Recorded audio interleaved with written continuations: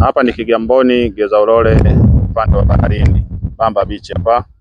Leo nimekuja kutangazia beach plot number 1 ambayo inauzwa kwa bei ya shilingi milioni 120 za Kitanzania. Kiwanja hichi kina ukubwa wa mita 940. Kiwanja kimepimwa na kina hati kamili ya wizara. Kiwanja kinapatikana mwendo wa kilomita 1 kutoka barabara ya lami inayoelekea kivukoni. Tajiri, kiwanja kipo tambalale na ni kona plot, kinatizama barabara mbili za mitaa. Barabara ya kwanza ni hapa ya mita 15 kwa mujibu wa TARURA, lakini pia barabara ya pili iko pale kwenye ule ukuta ambayo inanyoosha moja kwa moja kuelekea baharini. Bahari hapa, unaona?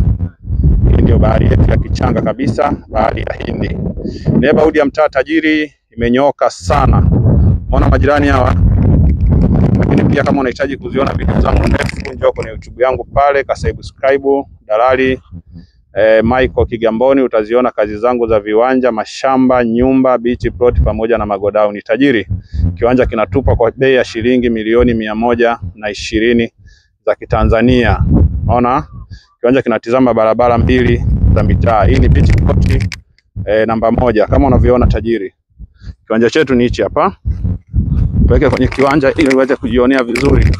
Unaona? Hii yote ni barabara ya mita 15 kwa mujibu wa TARURA. Eneo ni hili hapa. Eneo limepimwa, lina hati ya wizara. Kwa bei ya shilingi milioni 120 unakuja kujiokotea beach plot number 1 kama unavyoona, ipo mtaa mmoja mzuri sana. Umeona? Hili ndio jiwe kutoka Wizara ya Ardhi. Tajiri, njoo uchukue kopi ukafanye search wizarani ardhi pale, ujiridhishe, uje tukae mezani fanye biashara. Hii ni barabara pia, umeona? Hii ni barabara ambayo inaelekea moja kwa moja baharini. Eneo letu ni hili hapa.